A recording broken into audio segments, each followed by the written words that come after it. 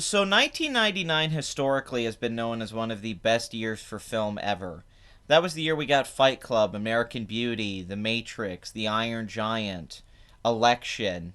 The list goes on and on. Toy Story 2, The Sixth Sense, uh, Magnolia, The Cider House Rules, Being John Malkovich.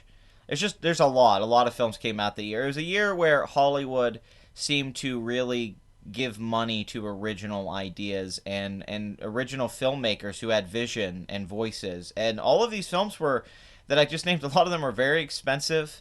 Not all of them did well and made money at the time. And most of them became a cult classic. Obviously, Fight Club became very famous as it went on. But the original release of Fight Club, it got very mixed reviews and didn't do that well. Same thing with Magnolia. Magnolia didn't do very well. It got great reviews, but it didn't do well at the box office. Iron Giant was a bomb, just straight up. Even though it was very critically acclaimed, the marketing wasn't that good on Iron Giant, unfortunately. Now Iron Giant's considered, classic. But there was a film in 1999 that I think gets overlooked even today, and that was David Koepp's film Stir of Echoes, which was an adaptation of a Richard Matheson novel. And this film starred Kevin Bacon, and it came out. I think what probably hurt it was that it came out the same year as The Sixth Sense, and The Sixth Sense was a blockbuster. Now neither one of the films had a big budget. I think Stir of Echoes was about 12, 15 million, and the budget to The Sixth Sense was probably 35, 40 million or something like that. I'm sure a lot of that went to Bruce Willis too. He ended up making like $100 million off that movie because of the VHS sales. It was one of the most successful VHS tapes of all time. Stir of Echoes, though, comes out and it gets good reviews, not great reviews. It doesn't get the same level of reviews as The Sixth Sense, and it just does okay. It makes about 21 mil domestic, and today it still probably does fairly well on DVD and Blu-ray, and I'm sure it did okay on home video, because Kevin Bacon's one of those actors that, even if he's not in a big movie, everyone knows who he is, and you still watch his movies sometimes when they come up. You're like, oh, I haven't seen that Kevin Bacon movie. Also highly recommend The Woodsman. Very dark movie, but one of his best performances and one of the most interesting films I've seen of the last decade or so. That was very.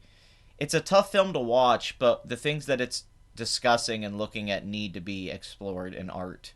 So it's an important film, but I won't spoil that. You're going to have to look that one up for yourself. Let's talk about Stir of Echoes. This is my series Underrated Classics. This is where I talk about films that I think have been overlooked, underappreciated, be it critically, financially, just their status as a movie. Films that I think should be considered classics. I really do. A film that everyone should go like, yeah, that's a great movie, and it should have a regular run on television, and it should not be obscure to anyone. It should be a film that it gets the title of classic. I've covered a lot of films so far on this journey, and most of them were films that I think people could see where I was coming from on them being an underrated classic. I think people really related to my feelings on Man on the Moon or on talk radio.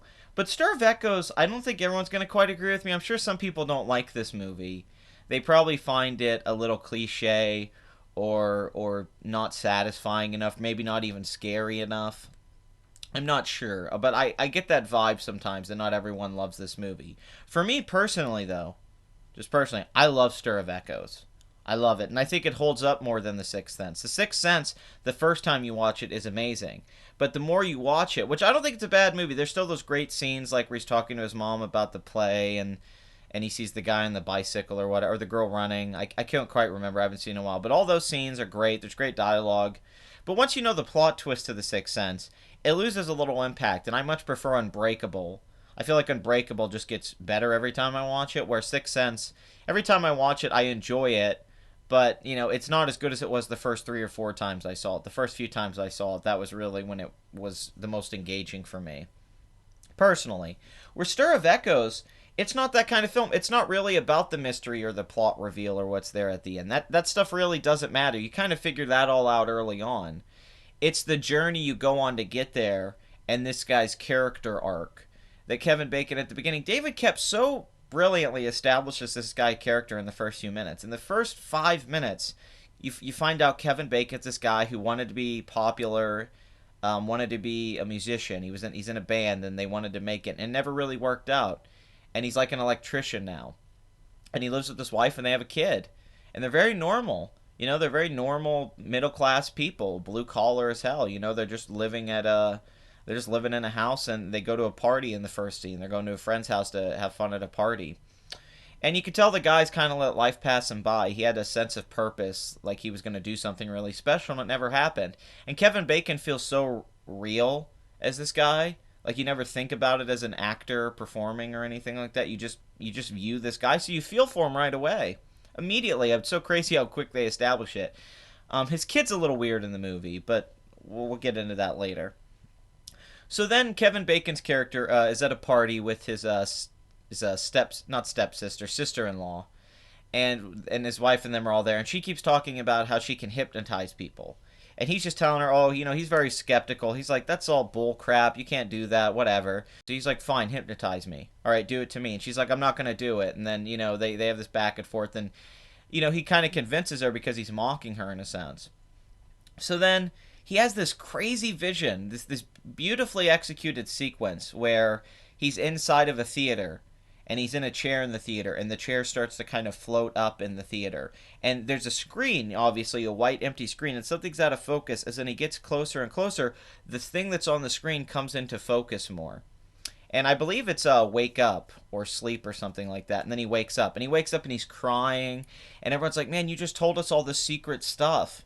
And he's like, what, I did? And she's like, yeah, I'm sorry he hypnotized you like that. Like, he wakes up and all this stuff happened, and he's freaked out. Well, it turns out what she did was when she did that, she unlocked something in his mind that gave him the ability to connect with the supernatural. He can see ghosts now. He can hear ghosts now and all that. And for some reason, his son also has this ability. I'm not 100% sure where exactly what that is, but what's really clever about this is why I love the story, is it's a guy who's kind of given up on trying to be someone, on trying to do these things. He realizes he just has to work. He can't be a rock star. Those days are over. And in a sense, it's Kevin Bacon not really being the movie star maybe we all thought he was going to be. He's like, I guess I have to be a character actor.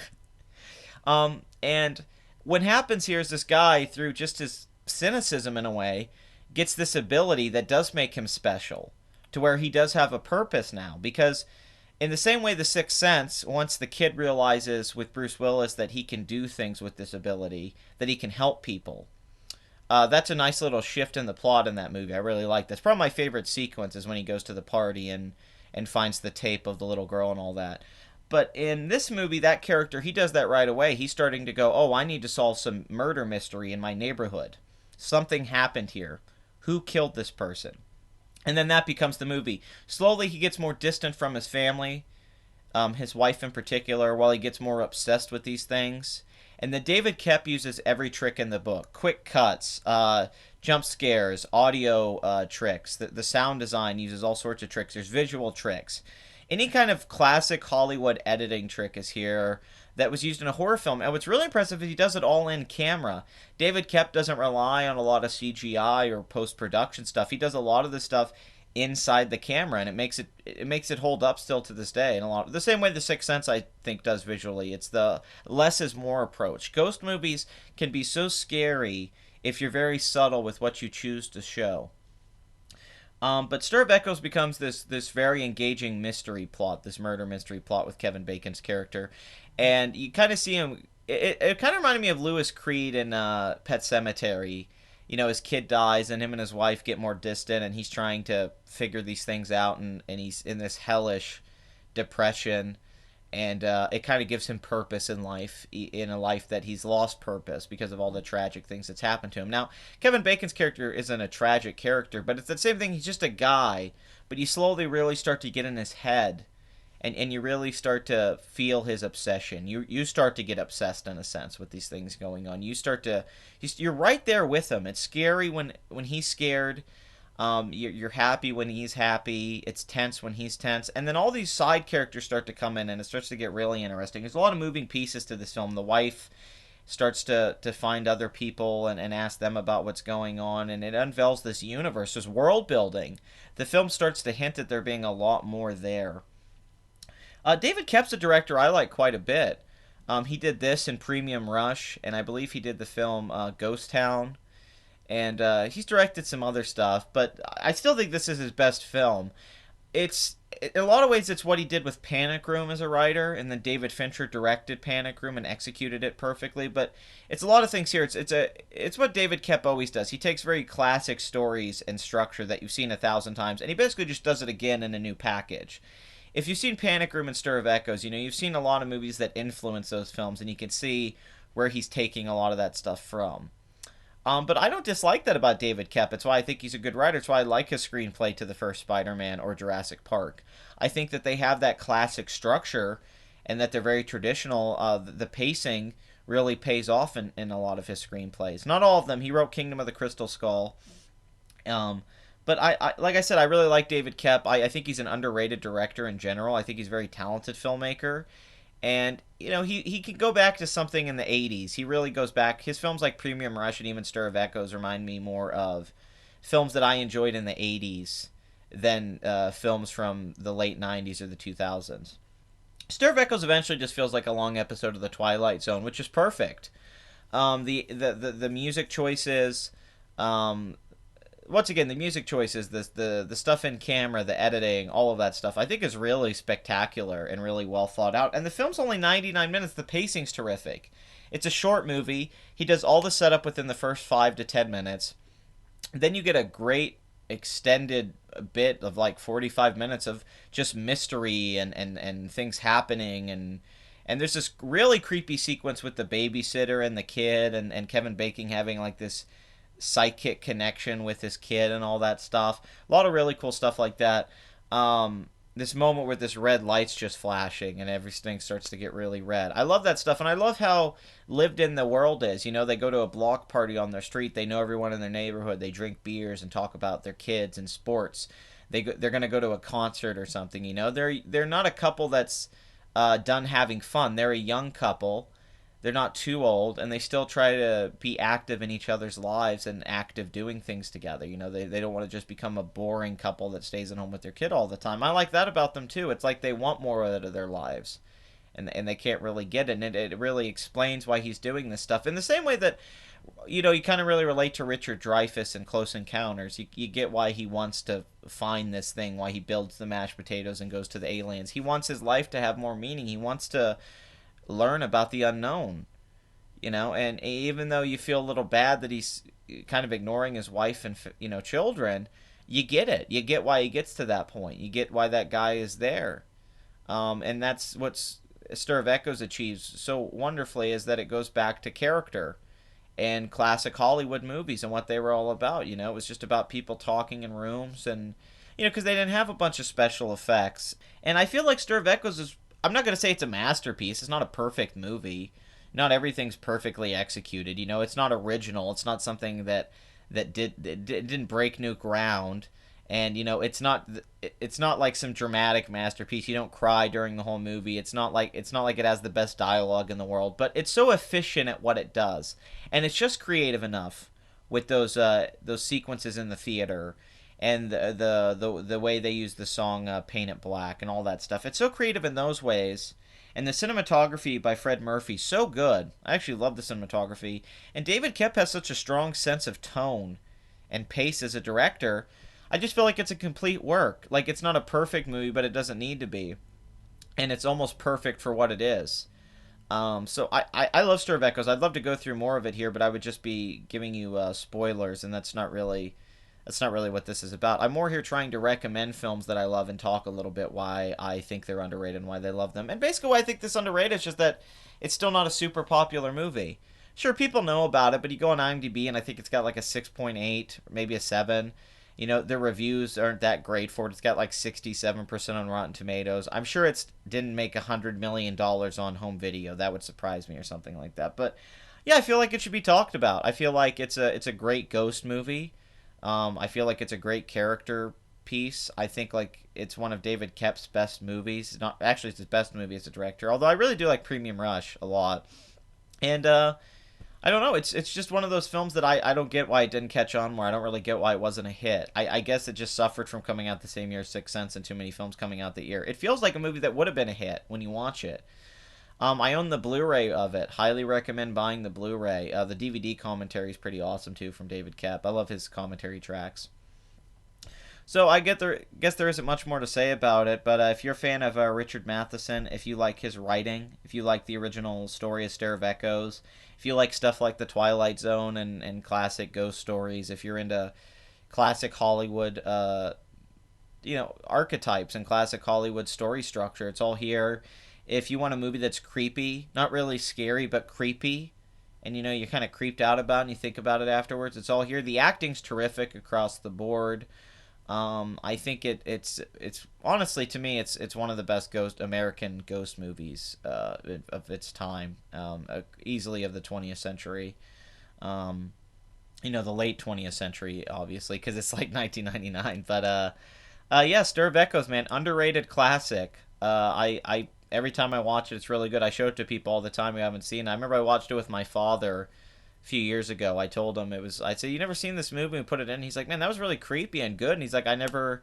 There's a lot of people I've told that. I go, "Yeah, Stir of Echoes," and they're like, "Yeah, I've never seen it." It's one of those movies. You think it's a movie that a lot of people have seen, but it'll surprise you how many people haven't seen it. So yeah, I recommend that movie. I think it's a gem, and I think Kevin Bacon is so good in it. Is so real. He has that grit about him as an actor, where you always forget. You always kind of forget he's acting. I love that about Kevin Bacon. I think that's why he's one of those actors that he's so in the movie and so in the role that we tend to overlook what he's doing a lot of the time. Even in Footloose, he very much is living in that world as that character, um, in an honest way.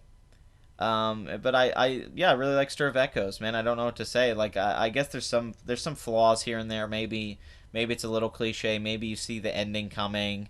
Maybe some scenes are a little over the top. But man, I just love how this movie's put together, and I just love how it feels when you watch it, and I love the tone of it, and I just love all the little details about it, and I think it's just so well made and done. I think David Koepp really nailed it, and it's unfortunate this didn't lead to bigger directorial work from him. I think he could have probably directed Panic Room. Now, obviously, he wouldn't have done as good of a job as Fincher. That goes without saying. But he seemed to have the ability to really make a tense thriller. He seems to really have that capability to do set pieces and all that. And I think people overlook that about him in the same way that Lawrence Kasdan's overlooked as a director. Because I really like Grand Canyon and The Big Chill and Silverado, and I think Kasdan was a good filmmaker, and I think a lot of people ignore some of those writer directors. John Sayles is another one I don't hear people talk about enough. He made so many great movies that he wrote. I know people know John Sayles, but you'd be shocked how many people haven't seen his work. All the whole body of his work that's really terrific. And one of the great writers we have. Most people have just seen Lone Star, or they know about Lone Star, and they didn't see a lot of it. And it's like, no, you got to go watch all of his work. It's amazing. I'd say the same for David Koepp. I think people overlook him a little bit. He's made some good stuff. He's a Hollywood guy. He's a studio guy, sure, but that's not a bad thing. And I think Stir of Echoes is proof of that. So if you haven't seen it, watch it. If you have seen it, watch it again. And if you hate it, well, then why are you watching this video? Anyway, like, comment, and subscribe. And please rewind your VHS tapes before you bring them back to the store. I don't want to have to do it.